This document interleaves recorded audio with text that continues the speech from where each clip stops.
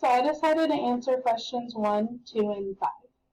Hierarchy of the human needs are important because it is referring to the basic things we need to survive. The reason this is important for international travel is because, as the text says on page 286, one of the reasons for these negative reactions is that many of our basic needs are either not being met or are only partially being met. This can be very frustrating because although we have all the same basic needs such as food and water, we also have different ideas on well-being among cultures. An example I can weave in from my own life goes back to the time I went to Cabo and there were children all ages under 10 walking around barefoot throughout the city. A basic need for well-being in my culture would be a pair of shoes. I would say most people in Spokane would think a child walking around with no shoes is abnormal, and potentially give them shoes or call the police, because the fact that a child is alone walking around barefoot would make us think that that child is not properly being cared for and their basic needs are not being met. Out of this week's reading, from the ideas that reflect the acculturation process, I believe the U-curve model ending in adjustment phase is the most relevant when speaking in terms of being successful among cultures.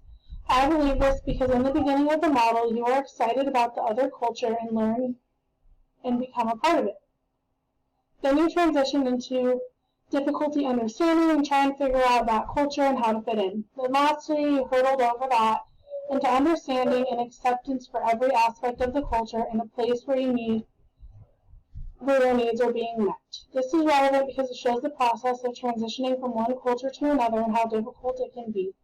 You can see this happen in the movie Namesake, when the wife in the movie was excited to move to America in the beginning, but after she had gotten there, she seemed lost and even cried to go home. Later in the movie, she accepted America and was able to cope with life in much the same way they were able to when they lived in their home culture.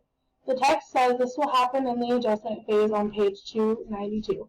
I believe culture shock is a real thing and works traveling even for a short period of time. On page 290, shock is described as a feeling of disorientation and discouragement due to the buildup of stress and unmet expectations. The hundreds of expectations go, or we have, without knowing that we have them, about how people should act and how we should go about our daily activities are often violated in small, perhaps a few big ways.